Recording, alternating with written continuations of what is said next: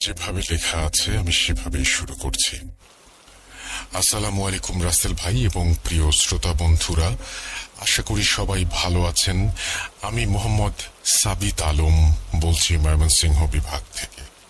আমি বর্তমানে আপনাদের সবার প্রিয় ভূত.com-এর একজন মডারেটর হিসেবে নিযুক্ত আছি।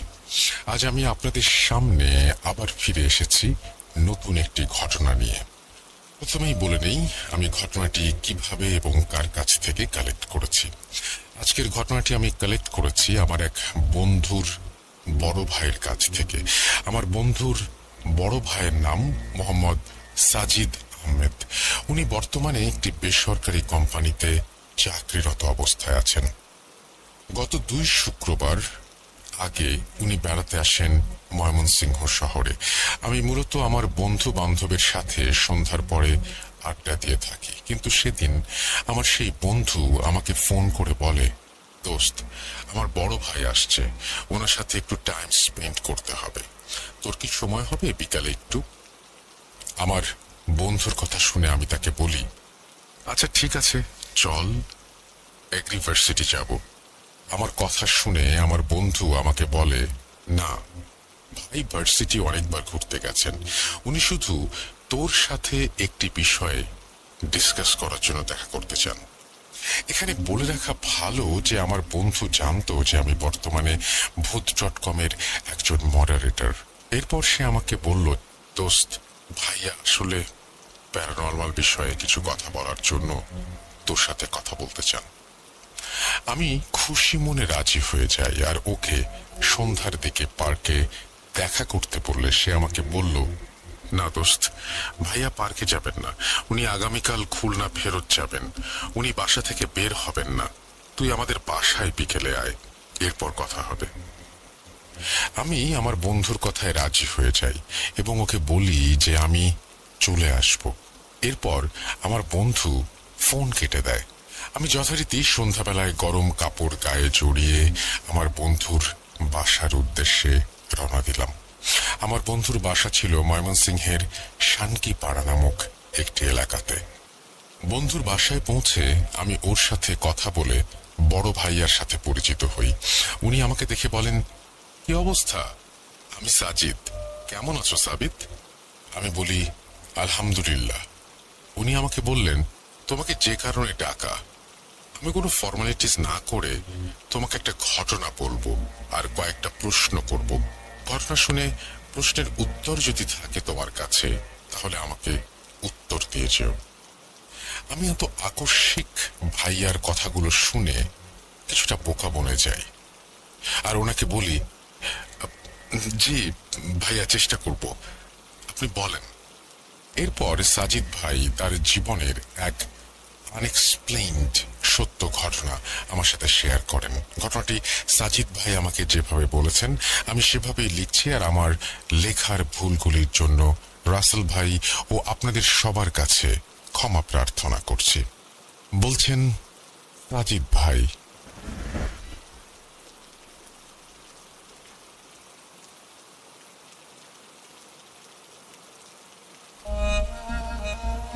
আমি তখন সবেমাত্র ভার্সিটিতে ভর্তি হয়েছি। ভার্সিটি দূরে হবার ফলে আর বাকি 5 জন ছাত্রের মতো আমিও মেসে ওঠার জন্য ভালো একটি মেসের খোঁজ করতে লাগলাম। সাধারণত বাসা থেকে দূরে চলে যাবার সময় হলে প্রায় অধিকাংশ মানুষের মন খারাপ হয়ে যায়, কিন্তু আমার বেলায় এটি ছিল ব্যতিক্রম। আমার সাথে একই ভার্সিটিতে ভর্তি হয়েছিল আমারই এক কাছের বন্ধু, ওর নাম সাদ। আমি আর সাদ অনেক মেস খুঁজেও পছন্দ না হবার ফলে প্ল্যান চেঞ্জ করে বাসা খুঁজতে থাকি। এরপর আমরা একটি বাসার বিজ্ঞাপন দেখি যেখানে আরো 4 জন স্টুডেন্ট অলরেডি ভাড়াটিয়া হিসেবে থাকতো। বিজ্ঞাপন দেখে আমরা 2 জন মিলে সেই বাসার একটি খালি রুম ভাড়া নিয়ে আমাদের ভার্সিটি জীবনে পা দিই। পড়াশোনা, আড্ডাবাজি, রাত জেগে তাস খেলা, এসব ছিল আমাদের দৈনিক রুটিন। দেখতে দেখতে 1 বছর পার হয়ে যায়। আমাদের প্রথম বর্ষের পরীক্ষা শেষ করে আমরা ছুটি কাটাতে বাড়িতে বেড়াতে যাই। ছুটির শেষ দিনে হঠাৎ বিকেলবেলা আমার ফোনে আমার বন্ধু সাদের ফোন আসে। দোস্ত, আম্মুর অ্যাক্সিডেন্ট হয়েছে, তোর বি পজিটিভ না? একটু মেডিকেলে এসে রক্ত দিয়ে যা জলদি প্লিজ, ঢাকা নিয়ে যাব আম্মুকে। কিভাবে অ্যাক্সিডেন্ট হয়েছে এসব কিছু না জিজ্ঞেস করেই আচ্ছা বলে আমি ফোন কেটে চলে যাই মেডিকেলে। মেডিকেলে গিয়ে রক্ত দিতেই সাদ আমার কাছে এসে বলল, দোস্ত অনেক উপকার করলি, আর একটা উপকার করবি?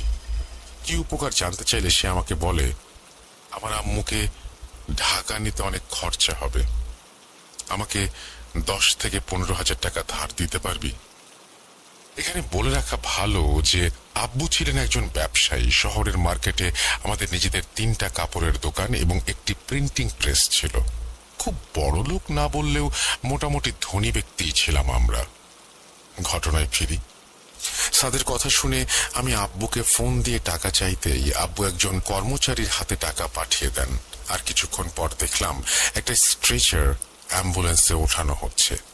সাদ এটা দেখে দৌড়ে চলে যায় অ্যাম্বুলেন্সের কাছে। এরপর আমি যাবার জন্য দৌড় দিতে চাইলে নার্স আমাকে বলেন, দেখুন মাত্র রক্ত দিয়েছেন, শুয়ে থাকুন। অগত্যা আমি শুয়ে রইলাম। আর 1 ঘন্টা পর বাসায় ফিরে আসলাম।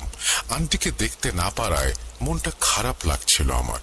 বাসায় ফিরে আমি সাদকে অনেক ফোন করেছি, কিন্তু ফোন ছিল বন্ধ।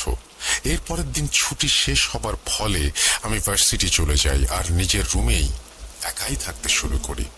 এর মাঝে আমি সাদকে ফোন দিতেই থাকি, কিন্তু তার ফোন ছিল আগের মতোই বন্ধ।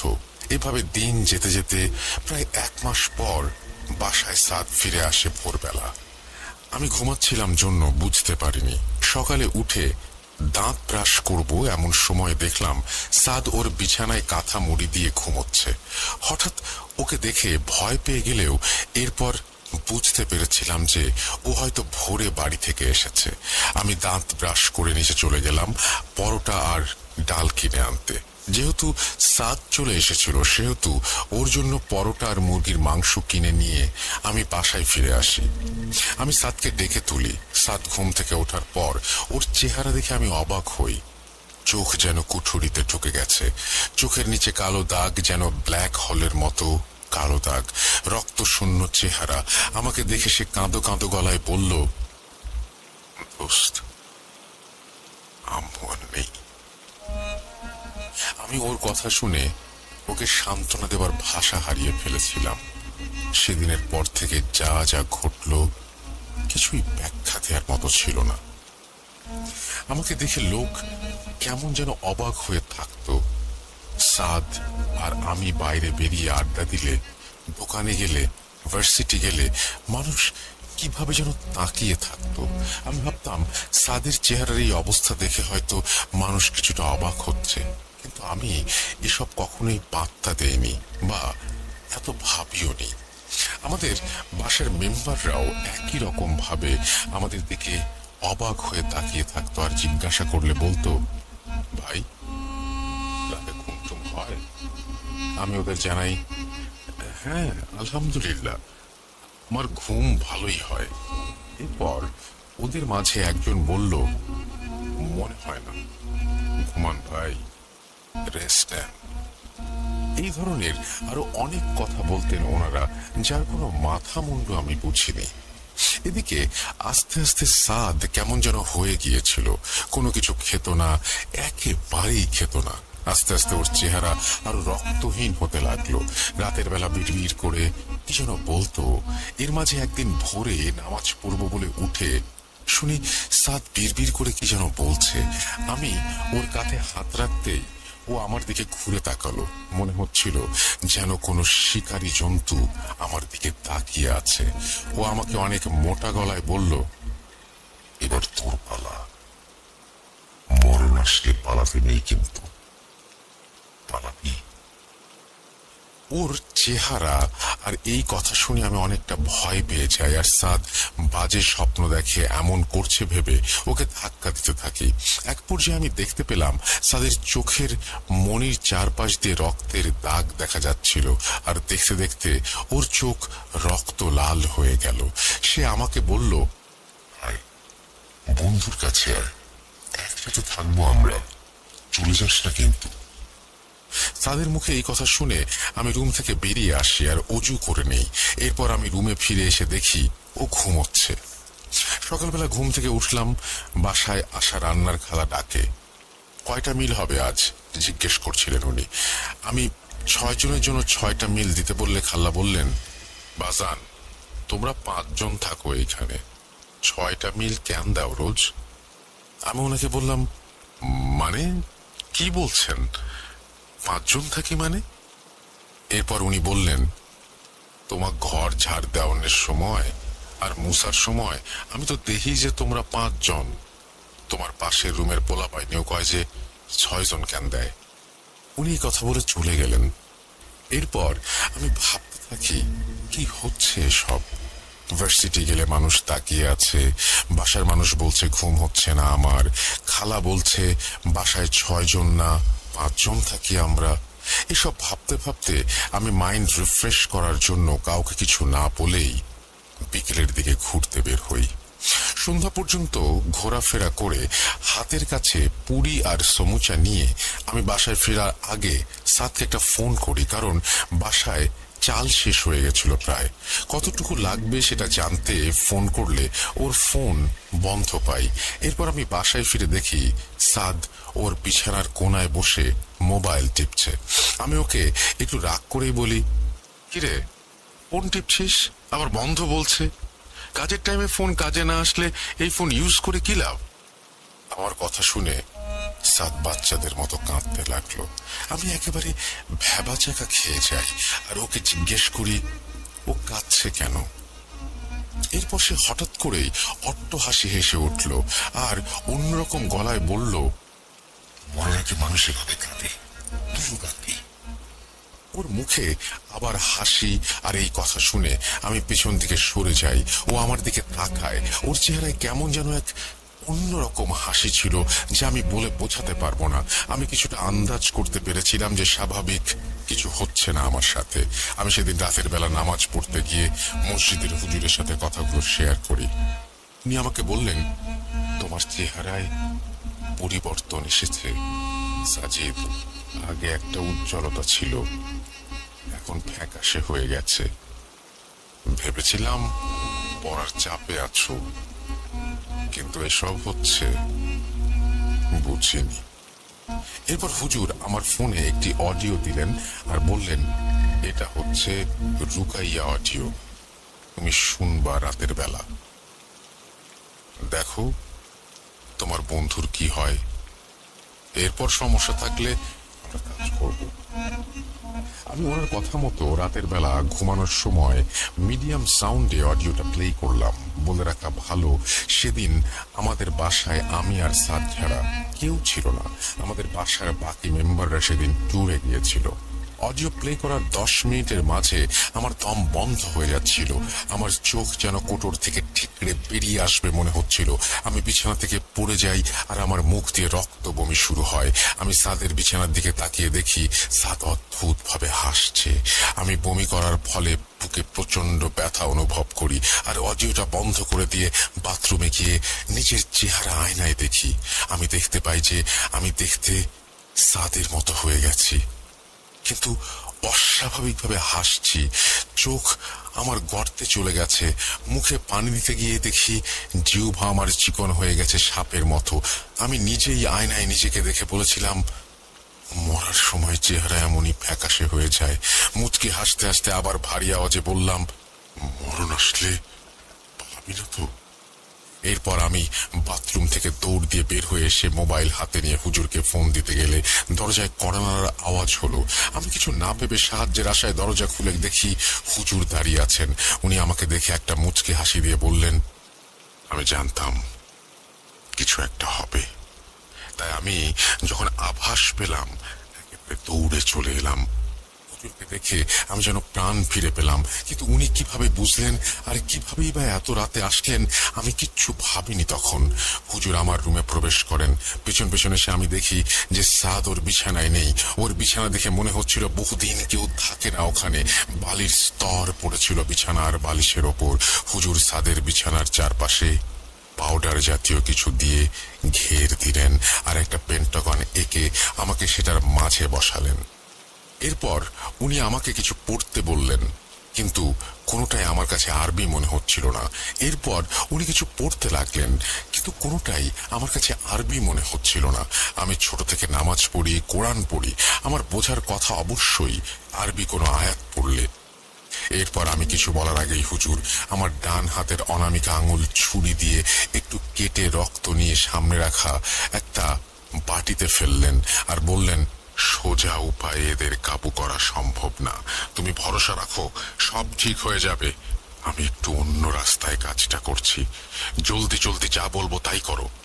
ওনার কথা শুনে আমি যেন এক প্রকার ওনার কেনা হয়ে গিয়েছিলাম। কি করছি সব বুঝতে পারছিলাম, কিন্তু নিজেকে আটকাতে পারছিলাম না। আস্তে আস্তে আমার নখ চুল সবকিছু একটু একটু করে নিয়ে হুজুর নিজের কাজ শেষ করে মুচকি হাসি দিয়ে রুম থেকে বের হয়ে চলে যান আর বলেন, সব কাজ হয়ে গিয়েছে এবার। আমি তখন এতটাই টায়ার্ড আর ক্ষুধার্ত ছিলাম যে মনে হলো মেঝেতে পুরো অজ্ঞান হয়ে গিয়েছিলাম। সকালে ঘুম ভাঙতে প্রথমেই দেখি যে রাতে হুজুর যাবার সময় আমি যেখানে পড়েছিলাম সেখানেই পড়ে আছি, আর আমার দরজা ভেতর থেকে লক। সাথে সাথে আমার মাথায় দুইটা ঘটনা বাড়ি দিয়ে উঠল। ঘটনা এক, আমি রোজ রাতে দরজা লক করে ঘুমাই। তার যেদিন রুমে ফিরে এলো তাহলে সে কিভাবে রুমে প্রবেশ করলো? রুম তো ভেতর থেকে লক ছিল। ঘটনা দুই, আমি গত রাতে বাথরুম থেকে আসার পর হুজুর যাবার আগে যেখানে পড়েছিলাম এখনো সেখানেই পড়ে আছি। তাহলে হুজুর গেলে দরজা কে লক করলো? এরপর আমি মেঝেতে আমার গত রাতের বমি করা রক্ত খুঁজতে থাকি, খুঁজে পাই না। আমি ভাবতে থাকি যে তাহলে কি আমি বাইরে যাইনি রাতে, হুজুর আসেনি, সব আমার মনের ভুল। এরপর আমি ফোন হাতে নিয়ে দেখি সেই অডিওটা আমি যেখানে পজ করেছিলাম সেখানেই পজ করা। আমি কিছু বুঝতে না পেরে ফ্রেশ হবার জন্য বাথরুমে যাই আর বাড়ি যাবো বলে ঠিক করি। এদিকে বাসা থেকেও এক সপ্তাহ হলো আমাকে কোনো ফোন দেয়া হয় না। আমি ফোন করলেও কোনো জবাব পাই না। কেন আমার ফোন ধরা হয়নি জানেন? একটু পরেই জানবেন। বাড়ি যাব বলে ফ্রেশ হবার জন্য বাথরুমে গিয়ে দেখি আয়নায় আমার চেহারা সাদের মতো দেখাচ্ছে। আমি আর নিতে পারছিলাম না এসব, তাই চোখ বন্ধ করে মুখে পানি দিয়ে রুমে এসে কাপড় গুছিয়ে বাড়ির উদ্দেশ্যে রওনা দিলাম। বাড়ি পৌঁছে আমি যা দেখি সেটি ছিল আমার জীবনের সব থেকে বড় ধাক্কা। আমি দেখলাম আমি আমার নিজের বাড়ির উঠোনে একটা গাছের ছায়ায় বসে আছি, আর আমার আম্মু আমার খাওয়ার জন্য ফলমূল কেটে নিয়ে আসছেন। আমাকে আর আমার মতো দেখতে লোকটাকে দেখে আম্মু একবার আমার দিকে আর একবার ওই লোকটার দিকে তাকান। আমার আম্মুর এই দিক ওই দিক তাকানো দেখে সেই লোকটা আমার দিকে তাকায় হঠাৎ। ওর চেহারা সাদের মতো দেখাচ্ছিল, শুকনো কালো চোখের কুঠুরি, রক্ত শূন্য চেহারা। আমার দিকে তাকিয়ে সে হঠাৎ আমার সামনে এসে দাঁড়িয়ে গেল এক নিমিষেই, আর আমার গলা টিপে ধরে সে মোটা ভারী আর বাতাসের আওয়াজে আমাকে বলল, চলে এসেছে। এই কথা শুনে আমার গলায় আমি প্রচন্ড চাপ অনুভব করি এবং আমি অজ্ঞান হয়ে যাই। জ্ঞান ফিরতেই দেখি আমি আমার বিছানায়, আর আমার বিছানার চারপাশে বাড়ির লোকজন। আমি ওনাদের সবকিছু খুলে বলি। আমার আম্মু আমাকে বলেন গত 7 দিন আগে আমি নাকি বাসায় ফিরে এসেছিলাম, অর্থাৎ আমার মতো দেখতে সেই জিনিসটা টানা 7 দিন আমারই ঘরে অবস্থান করেছিল। সে আমার বাসায় এসে কি কি করেছিল সেগুলো আমি আম্মুর ভাষায় বলছি। গত 7 দিন আগে তুই বাড়ি ফিরে এসেছিলি। তোর নামাজ পড়ার অভ্যাস সেই ছোটবেলা থেকে, কিন্তু এবার বাড়ি ফিরে এসে তুই এক ওয়াক্ত নামাজও পড়িসনি, আর কোরআন হাত দিয়েও ছুসনি। সকালবেলা ঘুম থেকে একেবারেই উঠতি না। যেদিন উঠতি সেদিন উঠোনের গাছের ছায়ায় বসে থাকতি, কিন্তু রোদে যেতি না। আমি 2 দিন আগে তোকে নামাজ পড়ার কথা বললে তুই আমার ওপর অনেক রাগারাগি করেছিলি, আর আমাকে অনেক কথাও শুনিয়েছিলি। সব থেকে আশ্চর্যের বিষয় ছিল যে তুই আসার পর আমাদের বাসার তাপমাত্রা সব সময় খুব কম থাকতো। বাইরে কাঠফাটা রোদ থাকলেও আমার ঘরের ভেতর কনকনে শীত বিরাজ করত। রাতের বেলা কাক আর শেয়ালের ডাক ভেসে আসতো। তুই দিনে ঘুমাতি আর সারা রাত জাগতি। দিনে 5-6 বেলা খাবার খেতে তুই। ভেবেছিলাম ভার্সিটির চাপে এমন একটু মন দুর্বল হয়ে গিয়েছিল তোর, তাই এমন করছিস, কিন্তু আমি কি জানতাম বাসায় কি বসবাস করছে আমাদের। কিন্তু এর মাঝে হয়েছে আরো এক আজব ঘটনা। একদিন সন্ধ্যাবেলা এক হুজুর দেখি তোর ঘরের জানালার দিকে এক দৃষ্টিতে তাকিয়ে আছে। ওনাকে ওইভাবে তাকিয়ে থাকতে দেখে আমিও তোর আব্বুকে পাঠাই হুজুরের কাছে। উনি গিয়ে হুজুরকে দাঁড়িয়ে থাকার কারণ জিজ্ঞেস করলে উনি বলেন, তোমাদের বাসায় খুব খারাপ এক শক্তি বসবাস করছে। সে তোমাদের জীবন ধ্বংস করে দিতে চায়। বাঁচতে চাইলে ওকে বাসা থেকে বের করে দাও। ওনার এই কথা শুনে তোর আব্বু ওনাকে অনেক বকাবকি করে বাসা থেকে তাড়িয়ে দেন। কিন্তু যাবার আগে হুজুর বলেছিলেন, আমাকে আপনাদের দরকার হবে। এই বলে উনি ওনার ঠিকানা দিয়ে চলে যান। তখন বুঝিনি উনি সত্যি কথাই বলছেন। আসলে আমার আম্মুর মুখ থেকে এই কথা শুনতে শুনতেই আমার ফোনে একটা কল আসে। কলটি ছিল আমার ভার্সিটি এরিয়ার বাসার কাছের মসজিদের সেই হুজুরের। কল ধরতেই উনি বললেন, কি ব্যাপার সাজিদ, পরে রাতে কি অডিওটা চালিয়েছিলা? কি হয়েছিল পরে জানা না তো কিছু? আমি হুজুরকে গত রাতের সব ঘটনা খুলে বলি। তখন উনি বলেন, কি বলছো? আমি রাতে তোমার বাসায় যাব কিভাবে? আমি তো তোমার বাসায় চিনি না। খুব বাজে একটা সমস্যায় আছো তুমি। ভালো কাউকে দেখাও বাবা, আল্লাহ তোমার সহায় হন। এই কথা বলে হুজুর ফোন কেটে দিলেন। আমাদের সব কথা শুনে আব্বু দুপুরবেলা আমার বাসায় আসা সেই হুজুরকে ডাকতে ওনার দেওয়ার ঠিকানায় খোঁজ করতে গেলেন। এরপর আমি বিকেলবেলা সাদদের বাসার দিকে যাব বলে ঠিক করি। সাদদের বাসায় গিয়ে আমি দেখি ওদের বাসায় তালা দেয়া। আশেপাশের মানুষকে জিজ্ঞেস করলে ওনারা বলেন শুধুমাত্র সাদের বাবা এখন এখানে থাকে, আর উনি মেবি বাজারে গিয়েছেন। আমি এরপর সাদের আব্বুর জন্য অপেক্ষা করতে থাকি। প্রায় 10-12 মিনিট পর উনি আসলেন।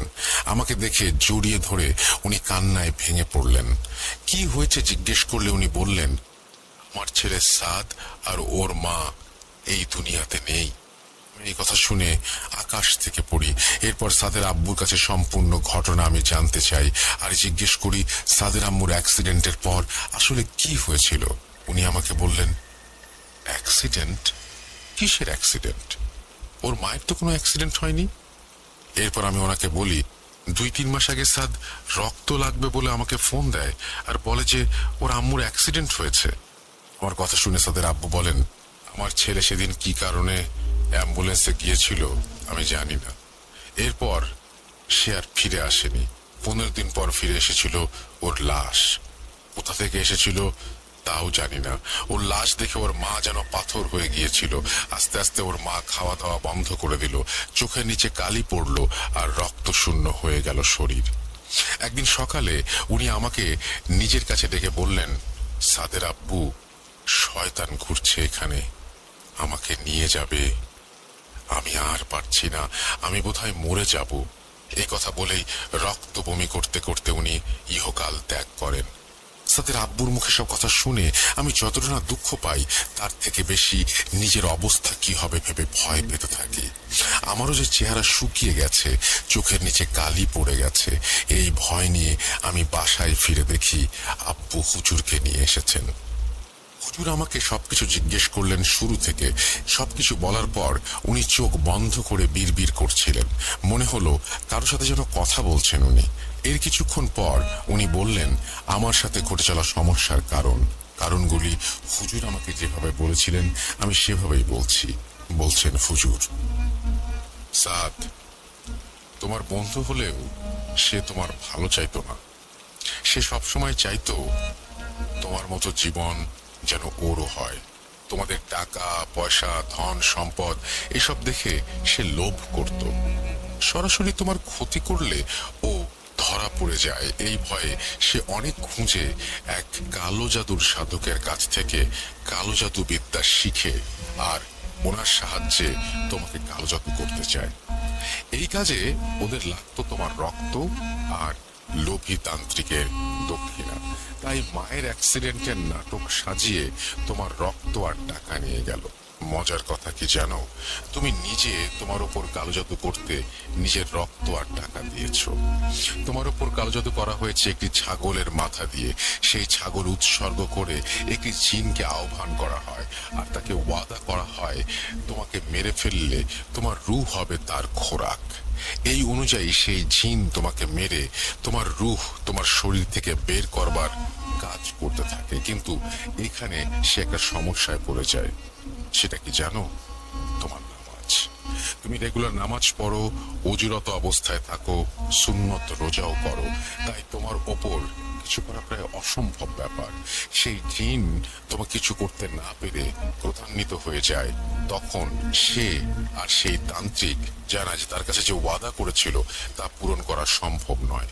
তখন সে রাগান্বিত হয়ে তোমার বন্ধু সাদ আর সেই তান্ত্রিকের জীবন নিয়ে নেয়। আর সেই জিনটাই কোনোভাবে সাদের লাশ তাদের বাসায় পাঠায়। আর এবার সে তোমার জীবন নিতে চায়।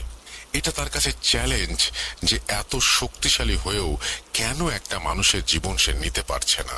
বলতে পারো এটা তার ইগোতে আঘাত করেছে। এরপর তোমার ভার্সিটির বাসায় যে তোমার সাথে ছিল সে সাদ নয়, সে হলো সেই জিন। তোমাকে দেখে মানুষ অবাক হয়ে থাকতো, কারণ তুমি ভাবতা তুমি সাদের সাথে কথা বলছো, কিন্তু তুমি আসলে একাই থাকতা, সব সময় একা একাই কথা বলতা। তাই মানুষ তোমাকে পাগল ভাবতো। আর তোমার বাসায় 5 জনই ছিল আসলে, কিন্তু তুমি ভাবতা 6 জন। তাই তোমার বাসার মানুষরাও অবাক হয়ে যেত।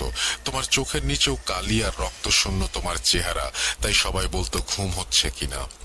সেই জিন তোমার সাথে থেকে থেকে দেখেছে তুমি কখন বাথরুমে যাও, কখন অজু ভাঙে তোমার।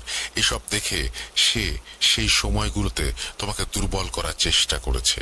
আর সেদিন রাতে তোমার বাসায় যে হুজুর পেন্টাগন একে কাজ করছিল, সেটি সেই জিনের মাধ্যমে পাঠানো কোনো ব্যক্তি ছিল, যা এই জিনের চেহারা ছলনায় তোমার বাসার কাছের হুজুরের মতো দেখিয়েছে। হয়তো সেই ব্যক্তির কোনো কাজ করে দেবার বদলে তার মাধ্যমে সে তোমার ওপর কালো জাদু করিয়ে নিল। আর তোমার বাসায় তোমার মা বাবার আর তোমার রুমে 7 দিন থেকে সে তোমার কাপড় চোপড় আর ব্যবহার্য জিনিসের সাথে জড়িয়ে গিয়েছে। এখন যদিও কাজটা কঠিন, তবু আমি চেষ্টা করব। হুজুরের মুখ থেকে এসব শুনে আমি আর আমার পরিবার সেই জিনের সাথে ফাইনাল লড়াইয়ের জন্য প্রস্তুতি নিতে থাকি। আমরা হুজুরকে জিজ্ঞেস করি যে ওনার কি কি প্রয়োজন হবে এই যুদ্ধে। উনি আমাদের যেসব জিনিস লাগবে সেগুলোর একটি লিস্ট তৈরি করে দিলেন। লিস্টে যা ছিল সেগুলো থেকে আমার যা মনে আছে সেগুলো হচ্ছে লাল, কালো, সাদা রঙের 3টি মোমবাতি, আগরবাতি, সম্পূর্ণ সাদা একটি কোরবানিযোগ্য খাসি, আমার পরিহিত কাপড়ের কিছু অংশ, আমার চুল ও একটি পোষা বেড়াল ও একটি কবরস্থানের মাটি সহ পবিত্র পানি। সবকিছু আমরা খুঁজে পেয়েছিলাম, কিন্তু একেবারে সাদা খাসি আর পোষা বেড়াল খুঁজে পেতে আমাদের ভালোই বেগ পেতে হয়েছিল।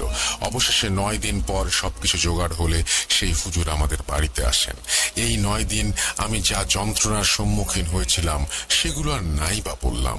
একটা কথা বলতে চাই যে প্রতি রাতে ঘুমানোর সময় কেউ কান্নার স্বরে আমাকে ডাকতো, আয়, আমার সাথে যাবি, আয়।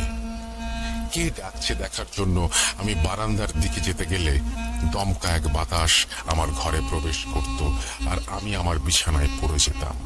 এমন ভাবে পড়ে যেতাম যেন আমার শরীর প্যারালাইজড হয়ে গিয়েছে। যাই হোক, হুজুর এসে সন্ধ্যার পর মাগরিবের নামাজ পড়ে আমাদের বাসার সবাইকে উঁচু করে আসতে বললেন, আর সেই পোষা বিড়ালকে আনতে বললেন। শুরুতে বিড়াল এলে হুজুর বিড়ালটিকে দুধ খেতে দিলেন। দুধের মাঝে ছিল আমার কাপড়ের অংশ, পবিত্র পানি, আরো কিছু জিনিস। বিড়ালটি দুধ খেলে হুজুর কিছু আয়াত পড়ে সেই বিড়ালের গায়ে ফু দিতেই বিড়ালটি হেঁটে হেঁটে বাসার চারপাশ ঘুরতে লাগলো। হঠাৎ বিড়ালটা আমার ঘরের দরজার সামনে এসে দাঁড়িয়ে দরজার ওপরের দিকে তাকিয়ে রইল। এরপর হুজুর বললেন, এই দরজার ধরনা খুলুন, ওখানে তাবিজ আছে। আমরা কাঠমিস্ত্রিকে খবর দেই। 30 মিনিট পর উনি এলে দরজার ধরনা খুলে 3টি তাবিজ পাওয়া যায়। এরপর বিড়ালটি একাধারে আমার বিছানা, আমার বাথরুম, আমার রুমের জানালা সবকিছু থেকে মোট 19টি তাবিজ বের করতে সহায়তা করে। শেষ তাবিজ দেখিয়ে দিয়ে বিড়ালটি অজ্ঞান হয়ে গেলে হুজুর আয়াত পড়ে বিড়ালের গায়ে ফু দিলে কিছুক্ষণ পর সে স্বাভাবিক হয়ে যায়। এরপর হুজুর তাবিজগুলি নষ্ট করার জন্য সূরা ফাতিহা, আয়াতুল কুরসি, সূরা ইখলাস, ফালাক আর নাস পড়ে একটি বালতির পানিতে 7 বার ফু দিয়ে তাবিজগুলো সেই পানিতে ডুবিয়ে দেন। আর কিছুক্ষণ পর উঠিয়ে সেগুলোর কাগজগুলো ছিঁড়ে পানিতে ডুবিয়ে রাখেন। এরপর সেগুলি তুলে আমার আব্বুকে একটি গর্ত করে পুঁতে রাখতে বললেন। আব্বু তাবিজ পুঁতে দিতে গেলে আমার বাসার তাপমাত্রা হঠাৎ করেই কমে যায়, আর হুজুর এবার আমাকে নিয়ে আমার ঘরে চলে আসেন। উনি আমার ঘরে শুধু আমার আব্বুকে ঢুকতে দিয়েছিলেন। আমি ঘরে যাবার পর উনি আমাকে আমার বিছানায় বসিয়ে আমার ওপর জিন হাজির করেন। এরপরের ঘটনা আমার আব্বুর মুখে শোনা। তুই রুমের ভেতর বিছানায় এসে বসলে হুজুর আয়াত আর দোয়া পড়ে গায়ে ফু দিতেই কিছুক্ষণ পর তোর জিন হাজির হয়। হুজুর তখন তাকে জিজ্ঞেস করে, কে তুই, তোর নাম কি, কোথা থেকে এসেছিস? তুই তখন ভারী আর বিদঘুটে গলায় বলেছিলি, আমার নাম সোলাইমান, আমাকে আহ্বান করা হয়েছে, আমি ওকে নিয়ে যাব। হুজুর বললেন, পারবি না, ভুলে যা তুই এই নিয়ে যাবার কথা। তোর ভেতরে থাকা জিন তখন বলে, আমাকে রূহ দেয়া হবে, ওয়াদা করা হয়েছিল, না দিলে আমি খানদান শেষ করে দেব। এরপর হুজুর মুচকি হেসে বললেন, খানদান শেষ করবি? আচ্ছা, করাচ্ছি। এই বলে হুজুর কবরস্থানের মাটি তোর কপালে লাগিয়ে পবিত্র পানিতে আয়াত পড়ে ফু দিয়ে সামনে রাখেন, আর সাদা, লাল আর কালো মোমবাতি জ্বালিয়ে গ্লাসের 3 পাশে রেখে জিকির করতে থাকেন। মাঝখানে উনি থেমে আমাকে আগরবাতি জ্বালিয়ে রুমের চারপাশে ঘোরাতে বলেন। একটু পর উনি আঙুল দিয়ে মোমবাতি 3টি নিভিয়ে দিতেই তুই চিৎকার করে বলে উঠলি, আমাকে ছেড়ে দে, আমার গায়ে আগুন জ্বলছে, পানি দে, আমাকে পানি দে। এরপর হুজুর তোকে সেই গ্লাসের পানি খেতে দিলে তুই পানি খেয়ে ঘুমে ঢুলতে লাগলি। কিছুক্ষণ পর তোর বমির সাথে আরো 4টা তাবিজ বেরিয়ে আসে, আর এরপর হুজুর আগের নিয়মে সেই তাবিজগুলো নষ্ট করেন ও আমি সেগুলো পুঁতে রেখে আসি। এরপর হুজুর তোকে আবার জাগিয়ে তোলেন, বলেন, আগুন নিভেছে, তোর তো আর কিছুই নেই, এবার কি করবি? তুই কাঁদতে কাঁদতে ভারী গলায় বলেছিলি, আমাকে আজকে হয়তো তুই ওকে নেয়া থেকে বাধা দিলি, কিন্তু আমি আসবো, ফিরে আসবো, আমি ওকে নিয়েই যাব, আমি 7 বছর পর আবার আসবো, তখন দেখবো কে আটকায়। এরপর হুজুর বললেন, তোর রূহ চাই, তোকে সাদা খাসি দিচ্ছি, নিয়ে যা। তুই মানা করলে হুজুর সেই জিনের ওপর আবার মোমবাতি জেলে প্রেসার ক্রিয়েট করলে সেই জিন তোর ওপর থেকে চলে যায়। এরপর হুজুর তোর জ্ঞান ফিরিয়ে আনেন। কাজ শেষে হুজুর বলেন, এই জিনকে বন্দি করার চেষ্টা করলাম কিন্তু পারলাম না, ও ফিরে আসবে। জিনরা প্রতিশোধ পরায়ণ হয় অনেক। আমি তোমাকে আমল দিচ্ছি, সেগুলো করবা, আর আগের মতো কিছু দেখলে এড়িয়ে যাবা। এই বলে হুজুর আমাকে কিছু আমল, একটি নীল কাপড় কাঠির মতো ভাঁজ করে দিয়ে বললেন, এই কাপড় সরাসরি তেলে পুড়ে আগুন নিভিয়ে প্রতিদিন নাকে ধোয়া দিয়ে নিবা, আর আমলগুলো করবা। এরপর সময় বলবে কি হয় না হয়। এরপর হুজুর সাদা খাসিটাকে আর একটা কোরআন খতম দিয়ে গরিব দুঃখীদের খাওয়ানোর কথা বলে চলে যান। আমি আজও হুজুরের দিয়ে আমলগুলো করে যাচ্ছি। 5 বছর পার হয়ে যাচ্ছে সেই ঘটনার। আমি আজও সাদকে আমার আশেপাশে দেখি, আর সেদিনের কাজের লাগানো বিড়ালটাকেও আমি পোষা শুরু করি এর পর থেকে। বার্ধক্যজনিত কারণে গত বছর আমার কোলেই সে শেষ নিঃশ্বাস ত্যাগ করেছে। সেদিন ওর জন্যই আজ হয়তো আমি বেঁচে আছি। এই বলে সাজিদ ভাই রুমের এক কোনায় তাকিয়ে মুচকি হাসি দিয়ে বললেন, ওইখানে সাজিদ বসে আছে, রক্ত শূন্য চেহারা, কুঠুরির ভেতর ঢুকে যাওয়া চোখ, নিচে ব্ল্যাক হোল নিয়ে সে আমার দিকে তাকিয়ে আছে। যদিও আমার কোনো সমস্যা হচ্ছে না, তবুও 2 বছরের অপেক্ষা বাকি। এই বলে সাজিদ ভাই আমাকে কিছু প্রশ্ন করলেন। প্রশ্নগুলোর উত্তর আমি দিতে পারিনি। প্রশ্নগুলো হলো, মানুষ বলে যারা নামাজ পড়ে, রোজা করে, ইবাদত করে, তাদের কিছুই হয় না, তাহলে আমার সাথে কেন হলো? সাদেরই অবয়ব আমি কেন দেখব? অন্য জিন যদি আমাকে মারতে চায়, সে সাদের মতো চেহারায় কেন আসবে? আমার মা বাবাকে আমার চেহারায় কেন দেখা দিল? সাদের মাকে কে বা কেন মারলো? ডিয়ার লিসনার্স, আপনারাই আশা করি এই প্রশ্নগুলোর উত্তর দেবেন, যদি জেনে থাকেন এর উত্তর। এবার আসি সাদের কথায়। আপনারা কি জানেন সাদ দেখতে কেমন? কেমন ওর রক্তশূন্য চেহারা আর কুঠুরির ভেতরে থাকা চোখ? কেমন তার চোখের নিচের কালি? সাজিদ ভাইয়ের বর্ণনা শুনে আমি খুব ক্লোজ একজনের মাধ্যমে সাদের একটি প্রতীকী স্কেচ আঁকিয়েছি। স্কেচটি সাজিদ ভাইকে দেখালে উনি বলেন 70% ওপরে মিল আছে সাদের চেহারার সাথে, যা আপনারা দেখতে পারবেন খুব শীঘ্রই আমাদের গ্রুপ এবং পেজে। আমি এখানে অসংখ্য ধন্যবাদ জানাতে চাই মডারেটর সিফাত আলমকে ঘটনাটি সাজানোর আর লেখনীতে আমাকে সহযোগিতা করার জন্য। থ্যাংক ইউ সিফাত। সবার সুস্থতা কামনা করে আমি সাবিদ আজ বিদায় নিচ্ছি। কথা হবে নতুন কোনো এপিসোডে নতুন একটি ঘটনা নিয়ে। ততদিন পর্যন্ত ভালো থাকুন, সুস্থ থাকুন আর ভূত.com এর সাথে থাকুন। ধন্যবাদ রাসেল ভাই কষ্ট করে পড়ে শোনাবার জন্য, আর আপনাদেরও ধন্যবাদ কষ্ট করে শোনার জন্য। আসসালামু আলাইকুম। এরপর তিনি তার মোবাইল নাম্বার শেয়ার করেছেন এবং আমি বিশ্বাস করি যে এই ঘটনাটা আপনাদের সবার ভালো লেগেছে। যদি ভালো লাগে অবশ্যই আমাদের জানাবেন, যদি ভালো না লাগে তাও জানাবেন। আর আপনারা প্রচুর পরিমাণের ঘটনা পাঠাবেন। আমাদের ইমেল অ্যাড্রেস হচ্ছে russell.booth.com@gmail.com। আপনার নাম, ঠিকানা এবং ফোন নাম্বার সহ আপনার জীবনে ঘটে যাওয়া বা আপনার জানা সেরা ঘটনা লিখে পাঠিয়ে দিন আমাদের কাছে। ঘটনার শুরুতে অবশ্যই উল্লেখ করুন যে ঘটনাটি আপনি স্টুডিওতে এসে শেয়ার করতে চান, নাকি আপনি চান আপনার ঘটনা আমরা পড়ে শোনাই। যারা দেশের বাইরে রয়েছেন তারা সরাসরি অডিও ক্লিপ পাঠাতে পারেন বা লিখেও পাঠাতে পারেন। ঘটনাটা কমপ্লিটলি আপনার ব্যাপার, আপনি কিভাবে ঘটনা পাঠাবেন। আর